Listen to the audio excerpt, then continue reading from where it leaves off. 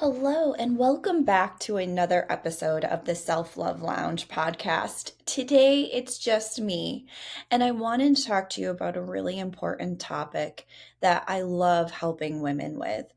Myself being a mom and going through the motions of raising a family, working full time, and trying to juggle and balance all the different aspects of life.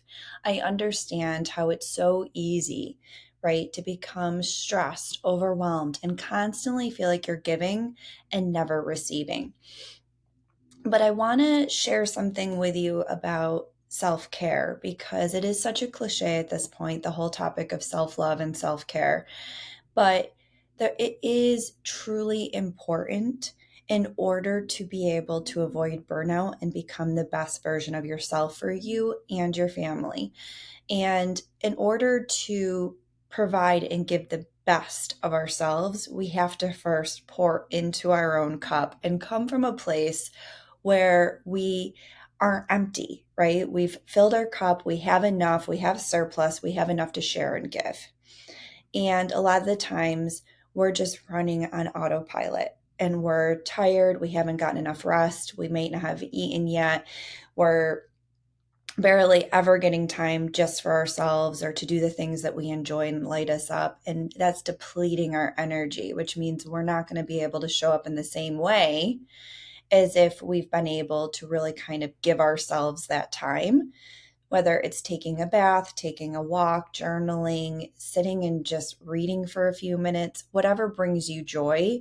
When we take that time for ourselves, it allows us to have more energy and to give more versus being depleted and showing up irritable, cranky, starting fights. And when we come from that place, we're not giving our best because we're not at our best. And we're really kind of debunking a lot of the things we intentionally want to do, right? Like being present, showing up for the people we love, being able to give with love and kindness.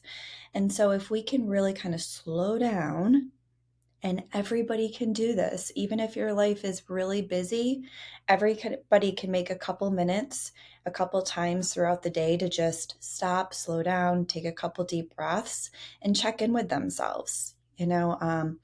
I can't remember, I believe it was Alex L. in her book that talked about the mini check ins, right? Times where we can pencil in just a couple minutes here and there throughout the day where we just kind of take a deep breath and say, how am I feeling right now? What do I need? Right? And by doing that, we can be so much better.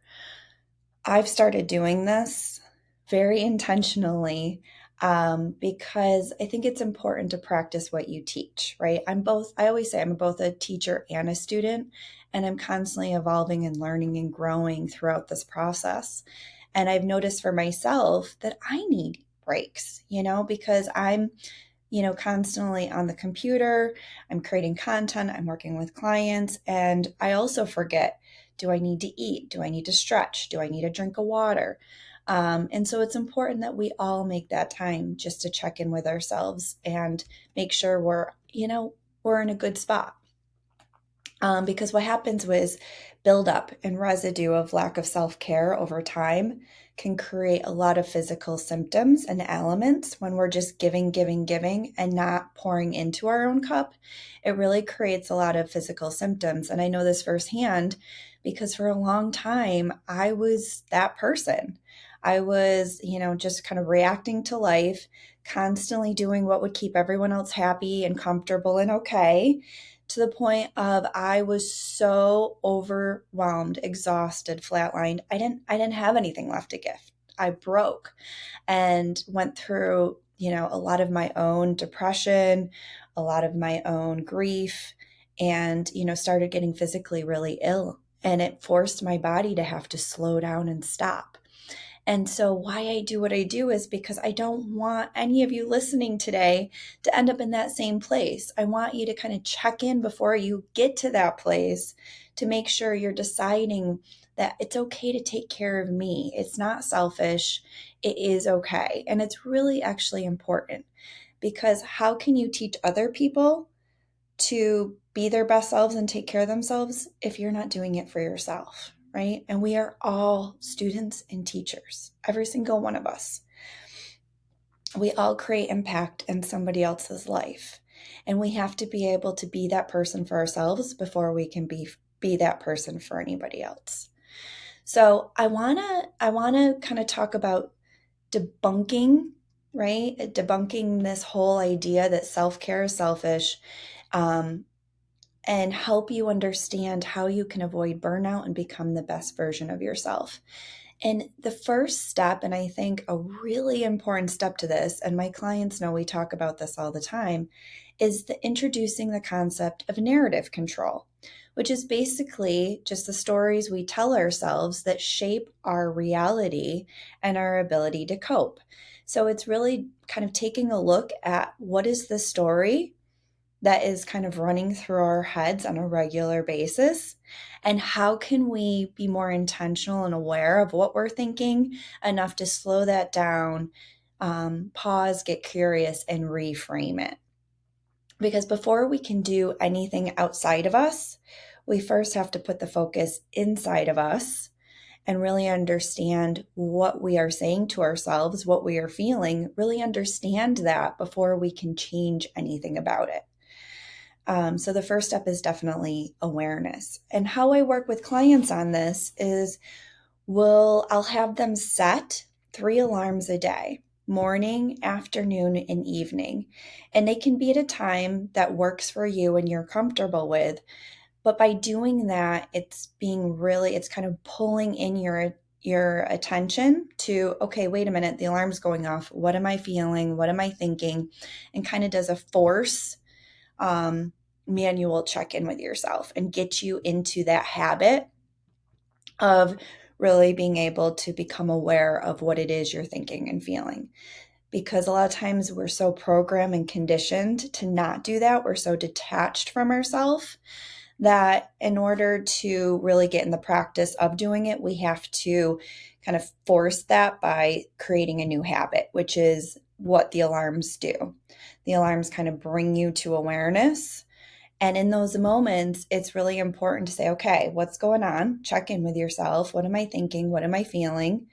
Is this what I want to be thinking and feeling? And what can I choose to think and feel instead? Because a lot of times we're just pulling and believing everything that's coming at us.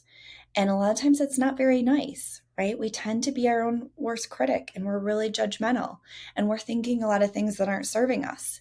And what we don't understand is a lot of those stories we're telling ourselves is creating and kind of causing us and reacting to how we're showing up with ourselves, with projects, with family, with work, with everything in our lives.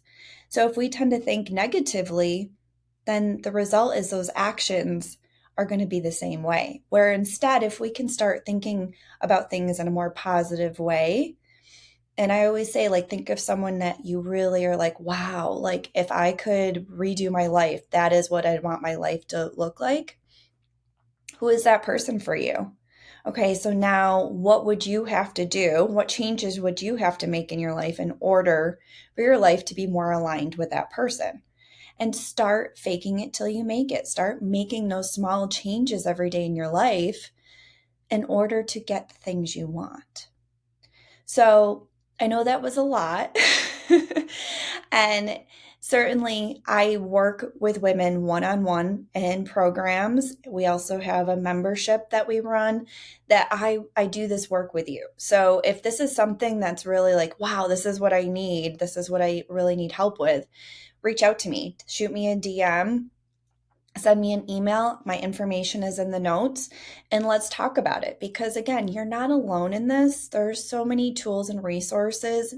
And if I'm not the right fit, there's plenty of people out there that help with this, but there's tons of tools and resources out there that can help you work through changing your mindset, being able to kind of fill in your own cup, take care of yourself, and love yourself from the inside out, which is so important.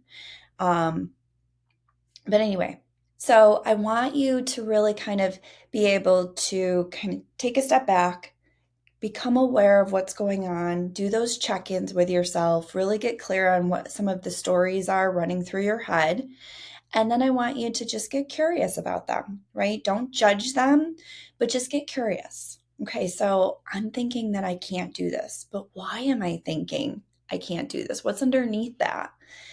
And chances are, again, it's old conditioning that has just been from childhood through, social interactions that have created you to believe that. But you can choose to ask yourself, well, is this true? Or is this just what I'm choosing to believe? And what else can be true about this? And a lot of times when we ask ourselves that question, we realize that this is just a thought. It doesn't mean it's true. And we can choose to believe something else about it. So then it's, okay, what can I believe about this instead? Well, I can choose to believe that I can do anything I want. I just have to start taking action and take small steps to put myself in alignment with that person I want to be. And here's what I'll say. You don't have to know the how. You don't have to have the whole thing figured out.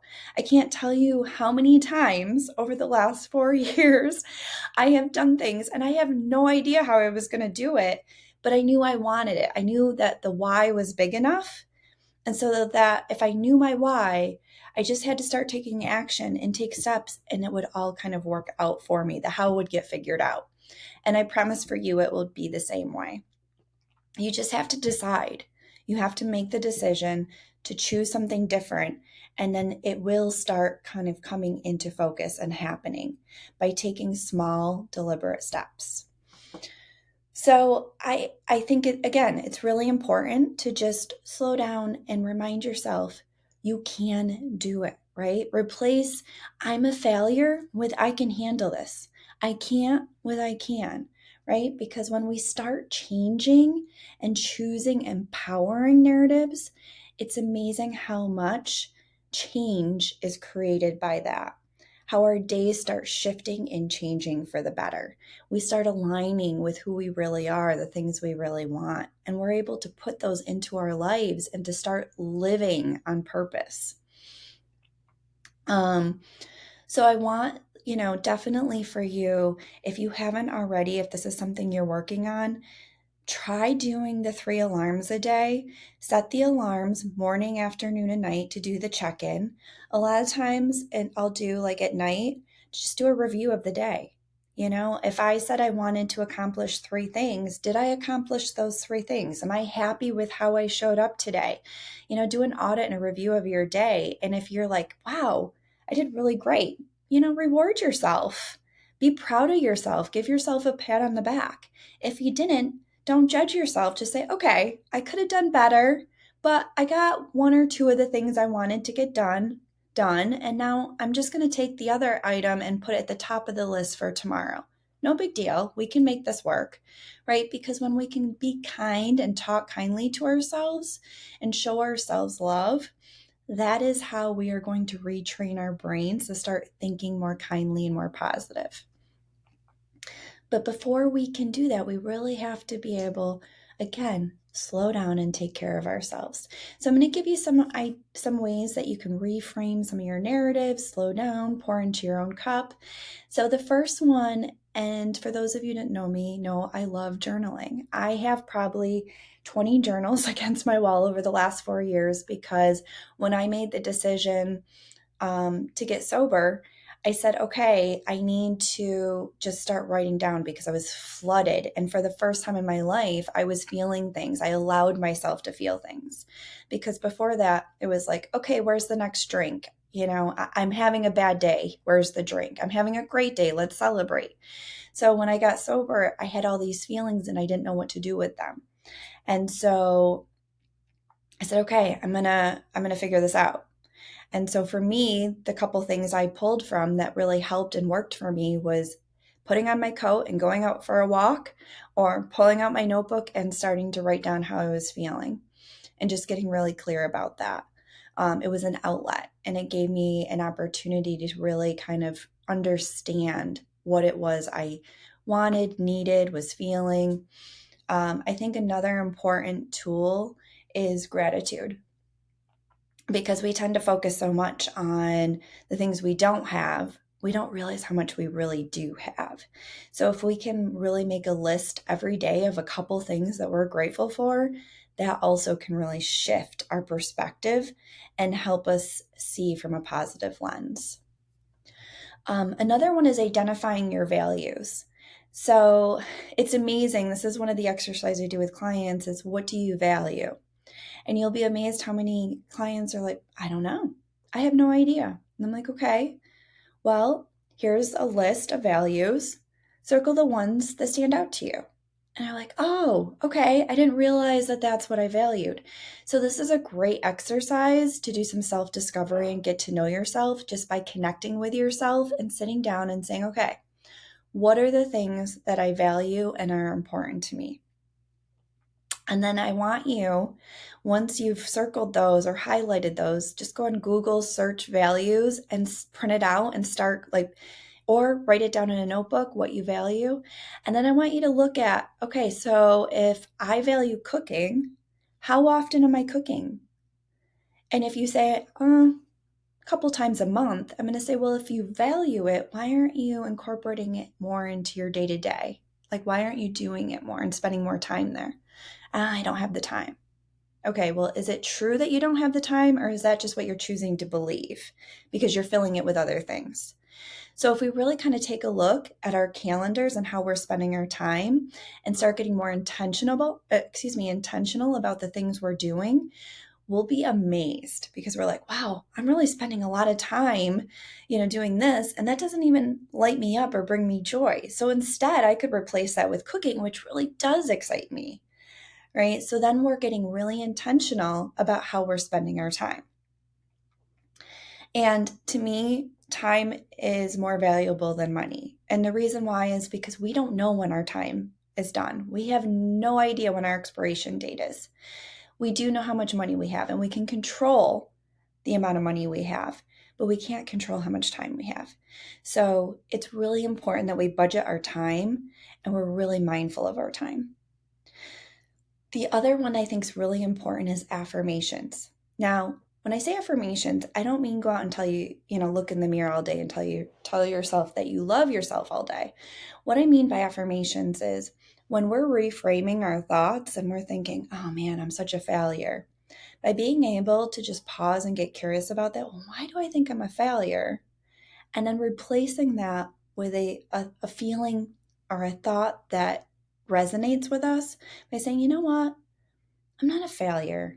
I'm doing the best I can, and that's good enough, right? Like if we can replace it with a thought or a feeling that resonates with us, we start slowly shifting our mindset and how we're choosing to think about ourselves. And so that's what I would ask you to start looking at. How else can you think about this? Okay? Because a lot of times we're really sitting with a lot of negative beliefs that are holding us back, keeping us stuck. Where instead we can really say, okay, this is something that I've thought, but it doesn't mean it's true. So let me think how else I can think about this. And another great thing to do with that is being able to get an accountability buddy. And anytime you start kind of going down the rabbit hole of, oh, I suck, I'm not good enough, reach out to your accountability buddy and say, okay, I'm struggling right now. Can you help me? Accountability partners are wonderful. They can really hold us accountable for our goals and the things we want to achieve. So I'd highly suggest community, right? Don't isolate and kind of put yourself in this place of, being by yourself. Reach out. There are so many people out there going through the same things you are that could use help too. So find somebody, phone a friend, and start working on these things together. The other thing that can be really helpful for self-care and just slowing down is being able to do a short guided meditation. I know Calm, there's an app called Calm that has some great guided meditations, and I know that there's a bunch out there. You can even go on YouTube and type in guided meditations, and it doesn't have to consume your whole day, but you could do even like a 2 or 3 minute guided meditation, and it will just help you be able to calm yourself down enough where you can really regain focus and be able to shift your thoughts to more positive thoughts. So I think that's a really great way to do that. And then I think it's important to just, really, and I say this and I mean it, really take a look at your sphere of influence. Who's your tribe? Who's in your circle? Because it's important to have people in your circle that are going to lift you up, support you, believe in you, and cheer you on. And if you have naysayers or people who are just pulling you down, they're constantly negative, judging, getting in their own way, playing victim, might be time to start reevaluating those relationships and really understanding who you want to include in your circle. And for those that, maybe it's a relationship that you're just not really willing to let go of, being able to set boundaries in those relationships and just maybe creating some space there, maybe spending less time, maybe it's speaking up, or maybe it's saying, hey, that doesn't feel good, let's talk about something else. There are ways where you can set boundaries, and boundaries aren't being mean. It's not about the other person. It's just helping guide the other person with what you're okay with. And by doing that, you're really kind of shifting and changing the dynamic in that relationship, which is ultimately going to help you have more peace, which is the goal, right? Because if you can have people in your life that are going to lift you up, you're only going to be that much better for it. And in return, you can lift them up.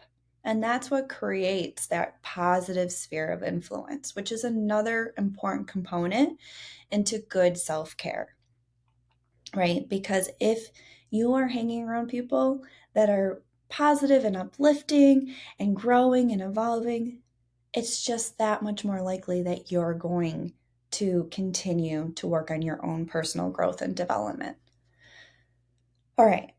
So I hope all of these different tools that I've suggested are helpful. Certainly, there's a lot more I have in my goodie bag that I'm happy to share with you. But these are a few that I think will be helpful just to go ahead and get started. Because again, I think it's really important that we all take some time for ourselves to slow down, pour into our own cup, and just really get more intentional with our time and how we're spending our day. I know for myself, I have worked on this a lot over the last few years. And I'm not going to say I started off a pro. It took practice, just like anything. It was creating new habits, really practicing and practicing these tools and these different steps that I'm teaching you. And throughout the process, now if anybody says, hey, can you make time for me at 9 a.m.? I'm going to say, nope, because I know myself, right? I know that in my calendar every morning, that's my time for me. And then after a certain point, usually it's 10 a.m., I start accepting calls and doing more. And you can do that too. You can create your own schedule and create boundaries around your time and what's okay and what's not okay. You get to decide. And by doing that, you're really getting intentional and allowing that space for yourself to show up as the best version of you. So I would love to stay in touch and continue these conversations because, again, I think it's really important.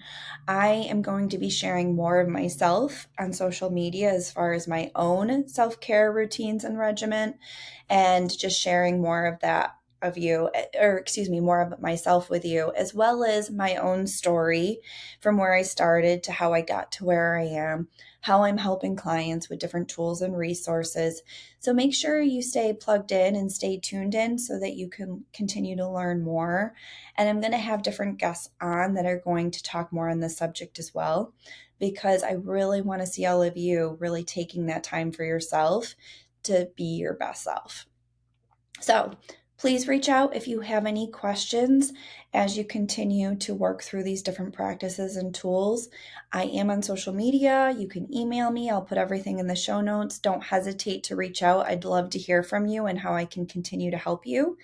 And if you have not heard about the Self-Love Lounge, please reach out, because it is a wonderful community of women, like-minded women who, like you, are moms. They're overwhelmed, struggling, and just looking for that connection of other women that they can bounce ideas off of, that they have different coaches in there who are supporting them and helping them provide tools and resources and ways that they can work through some of their challenges to be their best selves. So don't ever feel like you have to go this alone, because you don't. All right, guys. Well, listen, that's it for today. I look forward to seeing you all next week. Thank you for spending this time with me, and I love you all to the moon and back.